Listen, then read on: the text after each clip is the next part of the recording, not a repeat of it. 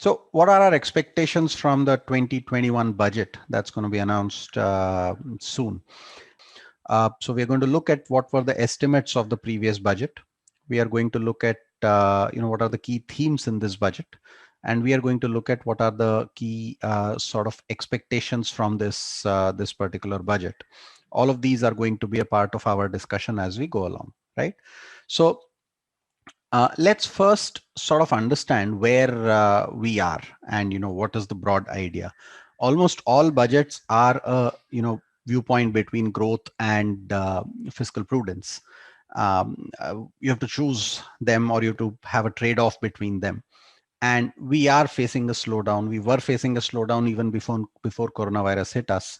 So it's now imperative for the government to decide whether they want to keep fiscal prudence in mind or whether they want to go for growth at this point. And we have certain expectations from this particular budget, how it may be unlike some of the previous budgets, and what really is our thought process on why that could play out in this particular budget, right? Now, with respect to growth, you're looking at growth in the times of this pandemic. There may be certain specific focus that areas that the government might look at, like real estate or rural sector, focus on job creation and production linked incentive schemes, right? On the fiscal prudence side, the government will have to basically optimize the expenditure they do. They would want to widen the tax net. Certain sectors may see tax changes. They may want to focus on PSU privatization and disinvestment as it goes along, right? So some of these areas may see sort of an important layout and focus from the government as we go along. And we'll discuss as to why we think this is a great time for the government to actually try and do some of the reforms that they wanted to all this while, right? Now we're going to divide this into 2-3 parts, and we need to understand that there was an FY20 number that we are supposed to look at. So last year when the budget was announced, there was an FY20 revised estimate that was given. And then after a few months, you would have received a provisional estimate. That estimate is going to be looked at this point of time. So what was the actual number in the year ended March 2020? That actual number we will discuss a little bit. So first we'll look at, what was revised versus provisional, and versus that provisional, the number that came out, what was the expected number for FY21, right? So we'll break this down into 2-3 parts. One is FY20 actual number versus FY21 budget estimate. Then we are going to look at FY21 budget estimate versus what we think is going to be FY21, what our expectation is FY21 actual will be in, due course when we reach March 2021. And then we will look at FY21 versus what is the actual expectation that's going to come up for FY22, right? So lots of numbers will come. That's okay. We will focus on the major ones and we'll look at the key themes that are there in terms of all these numbers that come up, right? So let's focus on these line items. The first thing is there's going to be a massive tax shortfall this year, right? And there are various sources which are basically saying, a tax shortfall of anywhere between 25% of the total number to about 2.5 to 3 lakh crore kind of a number. Now, depending on, what the receipts are and what are the likely estimates that would come in, we will have to understand there is a range, right? So the projected number was about 24 lakh crore, and the ranges are saying 25% reduction, which means we might get to 18 lakh crore, or a 3 lakh crore kind of a downfall shortfall, which is about 21. So we are looking at 18 to 21 lakh crore INR of tax revenue versus what was earlier expected to be 24. That's where we are. We believe, I think those are multiple estimates from various agencies. We believe we're likely to be around 18, then around 21. It's probably going to be a big tax shortfall in this particular year for a variety of reasons, some of which we've discussed in the past, that, the first quarter was a complete washout. And the second quarter also, a lot of the states had lockdowns in place. So people actually started working in the second half of the year itself, financial year itself. And so consequently, even though second half numbers look very good, So far, economic recovery seems to be doing very well. The overall annual numbers may see a reasonable hit with respect to the taxation that comes in, right? So that's something we're going to look at. Let's first look at what's really happening till now, right? So in FY21, government releases data from April to November for 2020. So the first 8 months data is available, and you will see a few points highlighted here. So these are the budgeted estimates. For example, the tax revenue estimate was about 16.35 lakh crore. This is net to the center, right? We saw a number here that was 24 lakh crore. 24 lakh crore is the gross number which the central government earns, and roughly approximately 1/3 of this goes to states. And then the remaining number, which is about 16 lakh crore, is the net number, right? 16 lakh crore is the net number. That's the number specified here, right? So that 16 lakh crore is the budgeted estimate for tax revenue for the government. As of now, in the first 8 months, we have actually been able to collect somewhere to the tune of 6.88. That's 42% of the entire year budget, entire year revenue expectation. And even if we assume that some of it is going to be back-ended and the economy is going to revive, which is going to create a sort of a boost, it's unlikely that this entire shortfall is going to be met so quickly, right? So that's challenge number one that happened.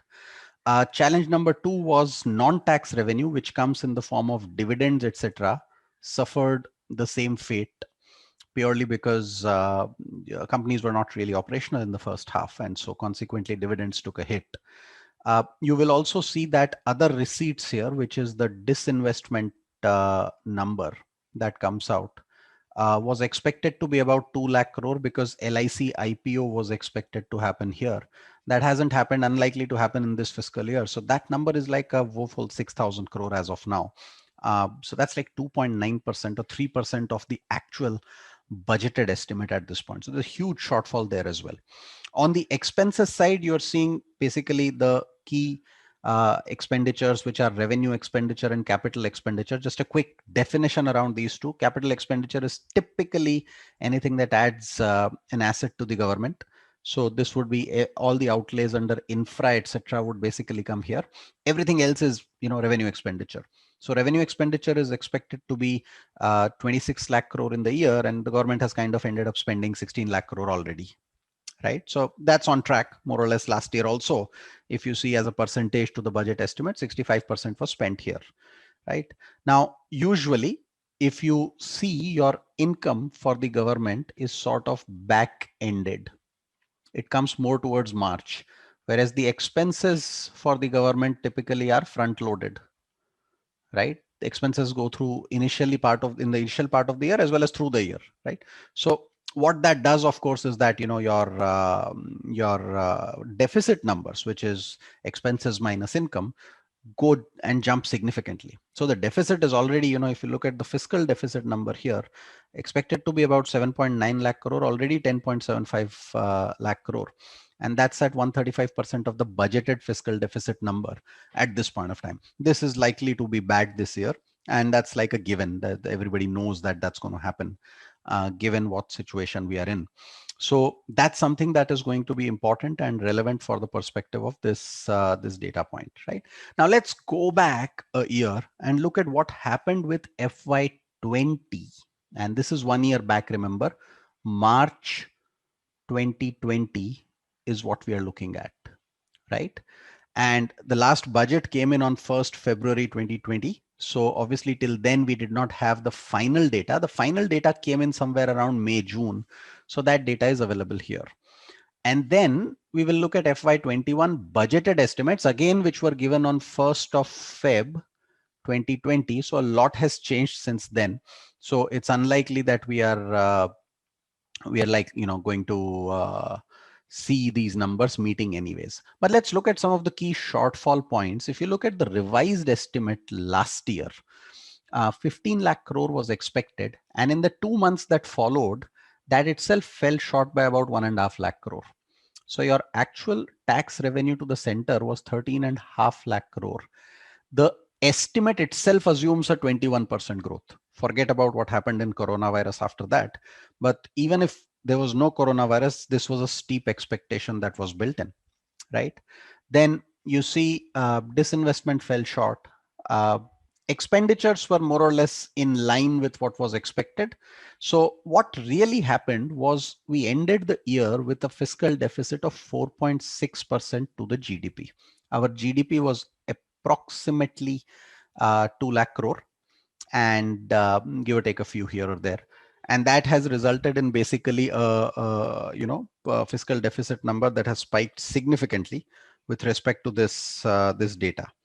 Right now, obviously from there the growth is expected to come up, but we were anyway seeing the point we are trying to see here is that there was already a slowing growth scenario even before coronavirus had hit.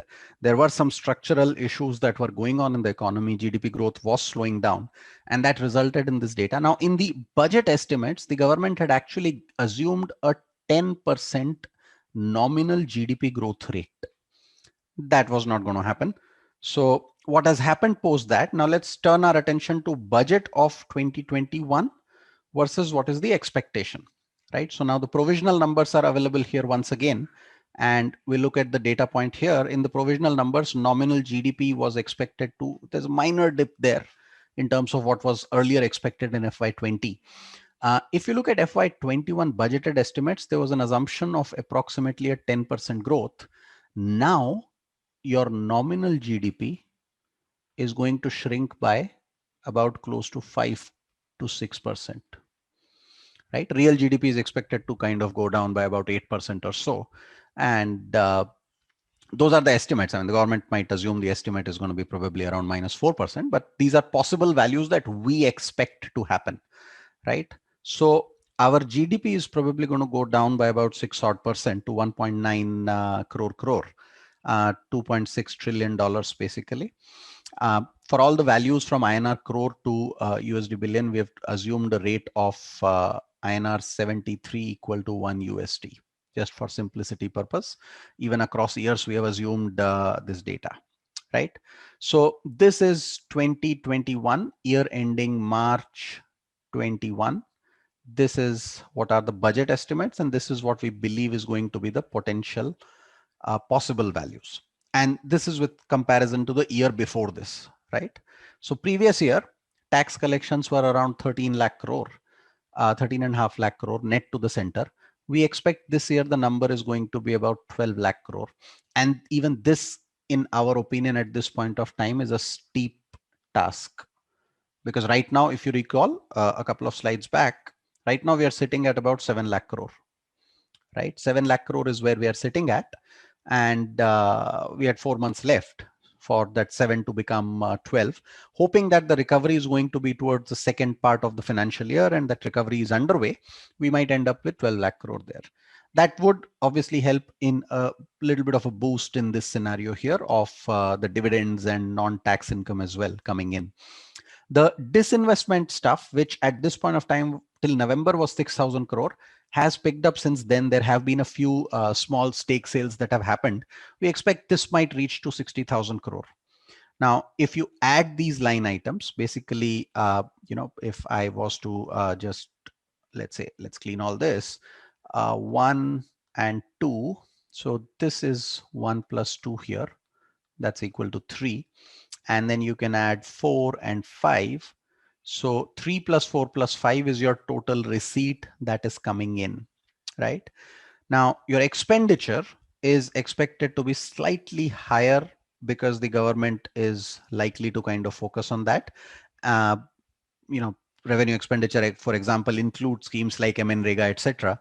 So MNREGA will see a higher outlay. A lot of other schemes have seen higher outlays because the government had to boost the spending. Some of that will go off from the capital expenditure in our opinion. So that's likely to fall short from what was the earlier estimate. Overall expenditure is probably going to remain where it was budgeted at 30 lakh crore, 30 lakh crore, no major change here, right? The deficit between this 30 lakh crore, that is the expense, and the sum of 12, 3.5, 14, and 60 is my fiscal deficit number. That's about 13.84 lakh crore. That's also going to be the borrowing for the government. This would work out as 7.3%. So fiscal deficit this year is going to be 7.3% of the GDP, up from the 3% kind of numbers that we have seen in the past, and about 4.5% or 4.7% that we saw last year. That's expected. That's known. Nobody is debating it. That's very likely to kind of happen in the actual numbers that come out for FY21, right? Which brings us to the next line of discussion, which is what's going to happen in FY22, right? Now, first things first, go right at the bottom of the screen, assuming we recover. Next year is going to be a blockbuster number in terms of your nominal GDP growth, right? And it appears blockbuster is because a couple of years before this, you were at 2 crore, right? So we fell by 6% and then grew by 15%. So technically, you know, we are probably growing about 10% in 2 years. So that's a set assumption that's coming in. I think the government is going to give this assumption. Do remember that these are expectations, and the government is likely to kind of have an optimistic set of FY21 values itself, right? We have put some possible values, but just like last year, you saw this revised estimate, you will get a revised estimate for FY21 by the government. Those numbers might look rosier than what this picture suggests here, right? Because the government is generally going to give a little bit optimistic data, but that's okay. That's fine. That's back-ended because we're already in like end of Jan. So that's okay, right? Now, what is likely to happen is in FY22, driven by this 15% growth in GDP and the spike that comes up, we are estimating a reasonable spike in the expectations of tax revenue. While this appears like a 30% growth, do remember that we still reach 15.6 lakh crore, which is the same as what was expected in FY21, which is almost the same as what was actually estimated in FY20 as well. So it's not like we've grown dramatically. It's just that we're going back to the same number that we were, right? So that's likely to happen, and that's possibly one thing. Given things will improve, you would probably see a scenario that comes out with respect to, you know, your jump in the non-tax revenue as well. A key parameter we are assuming is that disinvestment is going to be a key priority. Privatization or disinvestment is going to remain a key priority. So we're assuming a massive jump here. We are assuming a reasonable jump in the capital expenditure as well, because that's what was expected the previous year. We were looking at about 4 lakh crore here. So we're likely to see that go back to that same number. Given that there was already a jump in the revenue expenditure, we have assumed a slightly smaller jump here to about 28 lakh crore. And that, with a growing GDP of reaching about $3 trillion approximately here, we are seeing a fiscal deficit number of close to 5%. That's our expectation. Right now, the government may not exactly give these numbers because they may give slightly more optimistic numbers on revenue, and consequently might report a lower than what is suggested fiscal deficit here, but that's okay. In totality, I think that's not a very big worry in the first place. What are likely to be the key themes is that the government is probably anticipating a return back to what FY20 numbers were for both GDP and taxation. And the government is probably going to focus a lot more on this privatization and disinvestment theme, along with focusing on channelizing spending specifically, right? Now let's try and understand what's going to play out here. So I'll just go back a few slides and try and understand or explain what's the likely rationale for some of this. Historically, there has been this entire discussion around, growth versus fiscal prudence. So governments have been pretty sticky around, fiscal deficit number not going too much out of hand. Right. So we were around 3%. And so there was almost a sort of an unwritten rule that the government would try and keep it around that 3% number. What the coronavirus pandemic has done is that number will appear at 7% straight away. Once you see the number at 7%, I think behaviorally, it's much simpler for the government to say we are going to take some time to take it back to 3%. And so this year will be 5% or 5.5%, and next year will be 4%. That allows the government to put aside fiscal prudence for a couple of years and focus on boosting growth clearly, right? Now that's going to be a key agenda, in my opinion, with respect to, what the government is likely to do or follow, in terms of, saying that leave fiscal prudence aside, leave fiscal deficit aside. It's important at this point of time to focus on spending, and it's important to focus on growth. Now that itself tells us a few interesting things in terms of, if you have to boost spending, the spending can be boosted both by the government, the spending can be boosted by the consumer, the spending can be boosted by the industry. Recall the GDP equation, right? If you want GDP to grow, you want to boost G plus C plus I plus X minus M. So you want to take this up, you want to take this up, you want to take this up if you want to really take GDP growing up, right? So the focus is largely going to be on the spending. If the focus has to be on spending, then your taxation reforms have to go hand in hand around that. You have to give people money in their hands to be able to spend in the first place, right? So what's likely to happen? Let's look at some of these things. The government is likely to make adjustment, which will mean spending remains the key theme, since this is likely to increase economic growth as well as transaction tax collections. Rather than trying to focus on direct taxes, there is probably a multiplier effect if you allow the money to circulate in the economy. So it's probably, rather than taking a tax, again, go back to that equation, right? G plus C plus I plus X minus M, focus on C plus I and G for a minute. The government can collect taxes and then increase their spending. That's one way of doing things. The other way is the government can say, okay, let me not collect as much tax. Let me leave this money in the hands of people. Let them spend.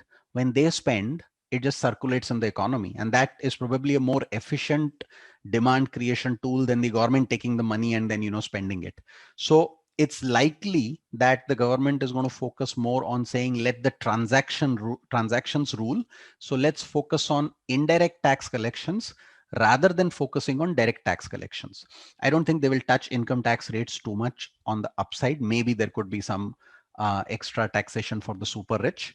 There is a possible expansion in standard deduction. Now, 50,000 is the standard deduction given. Most likely there would be a possible expansion into that, as well as lower slabs might go up a little bit to allow more disposable income, resulting in economic growth. That's likely to happen. You are probably seeing a scenario where lower slabs of taxation could be widened rather than actually giving, there are, for example, notions that you could see an increase in the equity linked saving schemes, ELSS, tax saving mutual funds. There's no real benefit of that. If I increase the taxation, this thing for slab for or uh, limit for the ELSS, people will invest in the mutual fund, but you want people to probably spend a little bit more. So it's much simpler to actually just give that in a standard deduction, give it to them in their direct hands and let them say, okay, another 30,000 rupees for you, spend it, right? They are then likely to expect a jump in GST as spending improves, and there could be sort of clauses around that, right? And I'll come to some examples of what can be done there. So rather than touch upon tax rates here, now excise duties on fuel are likely to be cut because they've stayed high and they've honestly cushioned the government from a massive tax shortfall. You go back a few slides and you look at this number here, the number of, the tax collection here, this 12 lakh crore is likely coming from this 18 lakh crore. And this 18 lakh crore, in 24, when your expectation was 24, out of this roughly 13 was expected to be direct tax and 11 was expected to be indirect tax. Out of this 11 indirect tax, roughly 2.5 was expected to be excise duty on fuel, right? Now, when you have 18 and your excise duty would actually be somewhere to the tune of 4.5 on fuel. That's why you were able to reach 18. That's the reason why the government is charging so much on the fuel. Obviously, it has cascading impact, but what do you expect the government to do otherwise? There's no other tax collection. As the situation improves, it is likely that, once the economic recovery is a bit more established, the government may be able to cut the excise duty on fuels again, giving a boost to disposable income. A 1 rupee cut in excise duty on petrol and diesel, reduces government revenue by approximately 13,000 crore. So there are two things. One, this 13,000 crore gets added to the general spending kitty of people if you cut excise duty by 1 rupee. And play out well because of the reason that the rupee has been strong, right? So because the rupee has been strong, we have been cushioned a little bit against the rising crude prices, right? The other interesting bit is that interest rates are globally very low. And the government might just choose this year purely for that reason and say, okay, if interest rate is going to be low, let me focus on spending money. Let me focus on growth. Let us just kind of be okay for another year of higher fiscal deficit. Even if we borrow more this year, the cost of that borrowing is likely to be smaller, right? And almost everything that the government will do will result in increasing spending, or should result in increasing spending rather. And inflation is something they would want to control. I think inflation is generally in control globally, but this entire excise duty pass on could help inflation stay a little bit more benign. So they have some of the levers which are available for them. That's going to happen. Now, one key practical segment where they will look at a lot of action is, I think, disinvestment and privatization. I think this has been the theme. We discussed this last year as well, that privatization of PSU entities may pick up steam since disinvestment has not found too many takers. But I think this is the year once again where the government might decide that, okay, uh, let's just shift focus once and for all. Let's just try and privatize. There's already a lot of noise saying that you want to privatize some companies in the PSU space. The government has Air India and BPCL are on the blocks. IPOs are expected. The government has come out and said BEML, they're open to the change in ownership. The government have said PSU banks may be on the radar. Some of the smaller PSU banks, they might just choose to privatize and thereby increase the number of banking licenses in the country by allowing some of the new players who are coming in to probably pick up one of the PSU banks. This is highly likely because this is the radar for how the government can focus this cushion entirely. This issue of higher deficit with respect to lower, till the time your taxation goes back on the trajectory, right? We're looking at these numbers, which are practically 2-year-old numbers, right? So till the time taxation goes back on a growth trajectory and your GDP also starts kind of growing again, it is likely that the government will use disinvestment as a key traction tool. Now, at this point of time, if you broadly look at the PSUs that are listed, the listed PSU market cap would probably be close to about 15 lakh crore approximately, right? And given that government controls it, government would probably have 50% stake in that. So that itself is like 7.5 lakh crore straight away. And this is just the listed space. Unlisted space is large. There is a lot of other sort of froth in these entities where, for example, an agency like Indian Railways would own a lot of land. So I think the government might actually kickstart this entire process of saying, let's privatize some areas, let's get the private sector in and let the private sector spend rather than us spending in a lot of these entities. Any sector that you believe the government does not have a very strategic interest in is likely to come under this radar. And they are going to use this as an opportunity to try and move around this, because otherwise every year there is this question that why do you need to do this, right? This year they have that excuse to do it and they might just push it around that, right? The other couple of sectors that you would probably see a lot of interest in is, one is real estate sector. Uh, Real estate has been sort of stagnant in the last sort of 5 to 10 years in India across most sort of cities and geographies. And what that does is, real estate is a sector that drives growth of a lot of ancillary sectors like, cement, construction, home furnishings, paint, you name it. And, there is something or the other that is involved with respect to higher real estate sales. What the government has also done is, certain states have tried and played around with the idea of, just seeing what happens if you reduce stuff like stamp duty, right? So for example, Mumbai or Maharashtra, to be precise, reduced the stamp duty on transactions, and there was a flurry of transactions that started happening. Now, what happens is, when real estate transactions happen, a few things start playing out. One is, as a sector, if the real estate just moves, right? It doesn't even need the price to go up. You just need it to move. When it moves, there is a whole host of ancillary sectors that start moving as well. So when people buy homes, they will do furnishings, they will do paints, they will do, some construction will come up, cement will come in, new homes will start moving around. So all that happens, right? So that's one part of the story. Second is just capital flow starts happening in the economy, right? Which was just stuck. It's a large amount of capital just stuck if transactions are not happening. And so consequently, that's a segment where the government might say that, okay, let us reduce the taxes, let us reduce the duties, probably do anything that increases the transaction in the space. Let's reduce the burden on the players in the sector, and let's get the sector going again. Even if actual real estate prices go down, right? Even if actual real estate prices go down, prices could be down, but if the transaction moves up, number of tickets of units that are sold are increasing, that movement is very, very critical because the inventory starts flowing faster. So the government is likely to basically go to the builders and say, okay, we will reduce some of your burden by reducing taxes or charges or whatever duties that are there, but you pass on that benefit to the end consumer so that that transaction starts moving. That is likely to play out. This Last year also there was some talk of capital gain tax removal on sale of property. We don't know whether whether that's happening right away or not, but there is merit in the government trying to basically just move this around a little bit and say, okay, let's see if that sort of stimulates the demand there, right? So that's one part of the story that is there. Rural focus and agri focus is going to be significant, right? Till the time there is more job creation, outlay to schemes like MNREGA will remain high. MNREGA outlay was increased during the coronavirus pandemic, and demand for work under MNREGA remains very high. In fact, demand in the month of October 20 versus October, November 19 was nearly high by 80% as compared to the previous year, right? So people who migrated back from cities during the lockdown to their villages are yet to come back to the cities, and they are asking for work under MNREGA. So that demand for work is expected to remain high, and consequently the government is probably going to keep a higher outlay there.